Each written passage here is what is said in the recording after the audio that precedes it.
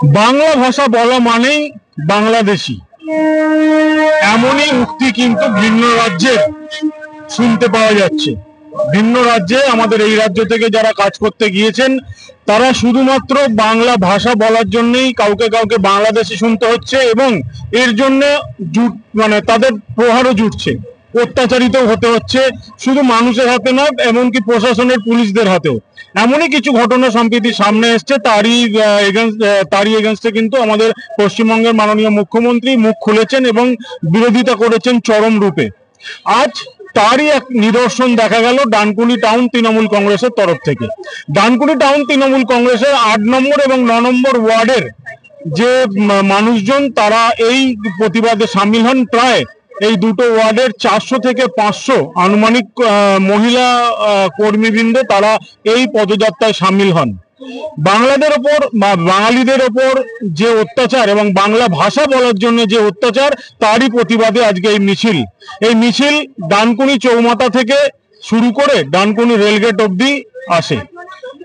চলুন দেখে নেওয়া যাক এই ডানকুনি টাউন তৃণমূল কংগ্রেসের যারা যারা ছিলেন। নেতৃত্ব দিয়েছেন আইএনটিইউসির সভাপতি সহ ডানকুনি টাউন তৃণমূল কংগ্রেসের সভাপতি এবং মহিলা যে সভাপতি আছে টাউন তৃণমূলের সেনিও।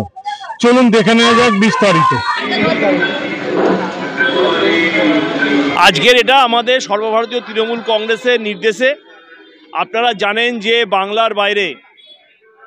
বাংলার বাইরে যে সমস্ত রাজ্য বিজেপি শাসিত সেই সমস্ত জায়গায় বাঙালিদের ওপরে অত্যাচার হচ্ছে, তাদেরকে কর্মচ্যুত করা হচ্ছে, থানায় নিয়ে গিয়ে হয়রানি করা হচ্ছে, বাঙালি বলে তাদেরকে বিভিন্নভাবে অসম্মান অবমাননা করা হচ্ছে। এবং আপনারা এটাও জেনেছেন যে বিজেপির সর্বভারতীয় নেতা অমিত মালব্য মন্তব্য করেছেন যে বাংলা ভাষা বাংলাদেশি ভাষা। এই যে বাংলা ভাষা, যেটা প্রায় 25 কোটি মানুষ পৃথিবীর বুকে এই ভাষা ব্যবহার করে, তাদেরকে এইভাবে অসম্মান, বাংলার যে গৌরব সেই গৌরবকে এরা লাঞ্ছিত করার চেষ্টা করছে। তার বিরুদ্ধে আমরা দলের নির্দেশে প্রতি শনিবার রোববার আমাদের শহরের বিভিন্ন প্রান্তে বিভিন্ন ওয়ার্ডে আমরা এই মিটিং আমরা সংগঠিত করছি। তারই অঙ্গ হিসেবে আজকে ৮ নম্বর এবং ৯ নম্বর ওয়ার্ড তৃণমূল কংগ্রেসের উদ্যোগে এবং টাউন নেতৃত্ব, অন্যান্য ওয়ার্ডের কাউন্সিলর্স, তাদের সকলের উপস্থিতিতে আজকের এই প্রতিবাদ মিছিল আমরা সংগঠিত করলাম। মূলত দাবিটা যে বাংলাকে অসম্মান আমরা মানছি না এবং এই সমস্ত বিজেপি নেতা যারা বাংলাতে এইভাবে অপমান করছে, বাংলার মধ্যে বিভেদ সৃষ্টি করছে, ধর্মে ধর্মে লড়াই সৃষ্টি করছে, অবাঙালির মধ্যে লড়াই সৃষ্টি করছে, আমরা তার বিরুদ্ধে জনগণকে নিয়ে আমরা প্রতিবাদ করছি। গণতান্ত্রিক প্রকাশ রাহা, সভাপতি।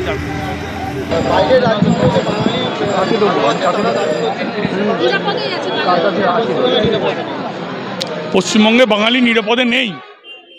দেখুন, প্রথম কথা হচ্ছে আমাদের নেত্রী, আমাদের মুখ্যমন্ত্রী, আমাদের বাংলার চোখের মণি মমতা ব্যানার্জি, তিনি বলেছেন যে বাংলায় যারা থাকে সে পাঞ্জাব থেকে আসুক, উড়িষ্যা থেকে আসুক, মহারাষ্ট্র থেকে আসুক, হরিয়ানা থেকে আসুক, সবাই বাঙালি।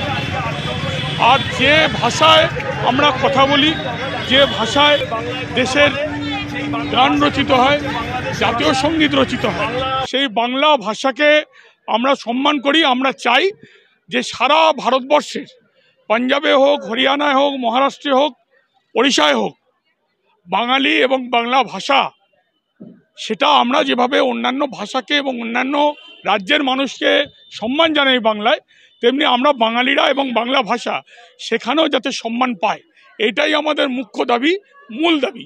এবং এর মধ্যে দিয়ে, বাংলা ভাষার মধ্যে দিয়ে আমরা আসমুদ্র হিমাচল, আমরা যে সাম্প্রদায়িক সম্প্রীতি, মানুষে যে ভেদাভেদ ভুলে যে এক জায়গায় এক সময় আমরা ভারতবর্ষের জন্যে আমরা যেভাবে লড়াই করেছে বাঙালি, তেমনি আমরা আগামী দিনেও বাংলা সহ সমস্ত ভারতবর্ষের সমস্ত প্রভিন্সে, সমস্ত রাজ্যে যাতে আমাদের হিন্দু, মুসলিম, পার্সি, শিখ, ইসাই আমরা সকলে মিলে সব ধর্ম, সব বর্ণ, সব ভাষা নিয়ে আমরা একসাথে বাঁচতে পারি, এই কামনা, এই এই এই আওয়াজ নিয়ে আমরা সারা বাংলা থেকে এই আওয়াজ আমরা ভারতবর্ষে পৌঁছে দিতে চাই। কারণ মহামতি গোখেল বলেছেন, আজ যা বাংলা ভাবে কাল ভারতবর্ষ, সারা ভারতবর্ষ সেই কথা ভাবে। কাজে বাংলার মাধ্যমে, মমতা ব্যানার্জির মাধ্যমে, বাংলা ভাষার মাধ্যমে আমরা বলতে চাই যে বাংলার সমস্ত সম্মান, হিত সম্মান সারা ভারতবর্ষে সমস্ত রাজ্যে অমিত শাহ এবং নরেন্দ্র মোদীকে বাংলার মানুষের কাছে ফিরিয়ে দিতে হবে।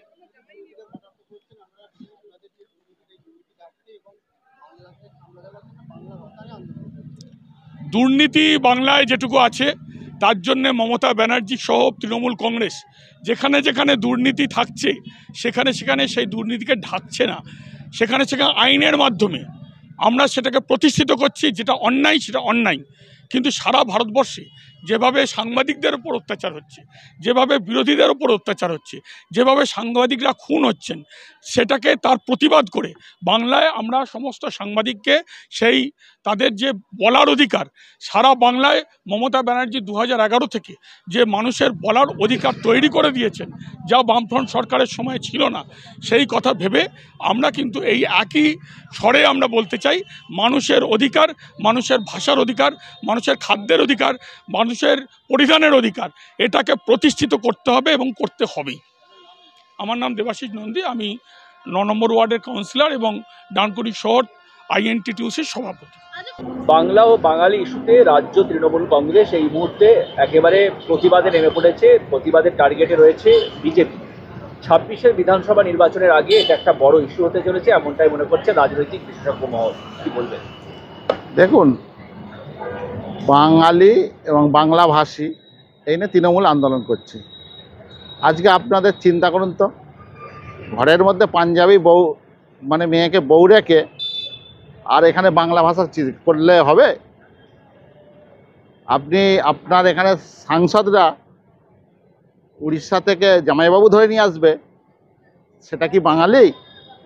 আপনার এখানে যেসব সাংসদগুলো আছে, আসানসোলের সাংসদ শক্তকান্ত সিনহা, উনি কি বাঙালি?